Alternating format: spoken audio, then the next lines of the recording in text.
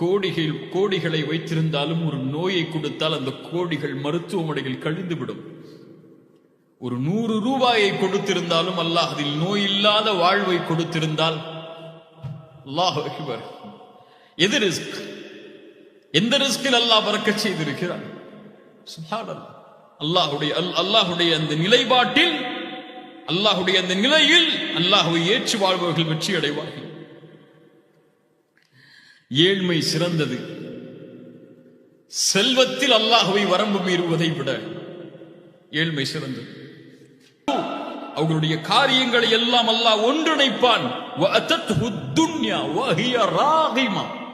அவன் விரும்பினாலும் விரும்பவில்லை என்றாலும் துன்யா அவனை நோக்கி ஓடி வரும். ஒமன் கானத்தி துன்யா ஹம்மஹு. அல்லாஹ் எம்மை பாதுகாப்பானாக. எம்மை சொல்கிறார்கள், என்னை சொல்கிறார்கள், அல்லாஹ் பாதுகாப்பானாக. இந்த துன்யா யாருக்கு நோக்கமோ, ஜஅலல்லாஹு ஃபக்ரஹு பைன ஐனைஹி.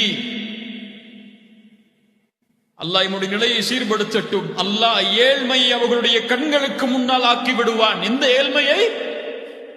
செல்வம் இருந்தாலும் ஏழ்மையாக வாழ்வான். வஃபர்ரக அலைஹி ஷம்லஹு. காரியங்களை அல்லாஹ் விளக்கி விடுவான். வலம் யஅதிஹி மினத் துன்யா இல்லா மா குத்திர லஹு. அவனுக்கு அல்லாஹ் நாடியதை தான் இந்த உலகத்தில் அவன் அடைந்து கொள்வான். விதிக்கப்பட்டதுதான் அடையுமே தவிர அவனுடைய ரிஸ்க் பரக்கத் செய்யப்படாது. அவனுடைய வாழ்வாதாரம் செழிப்பாக்கப்படாது.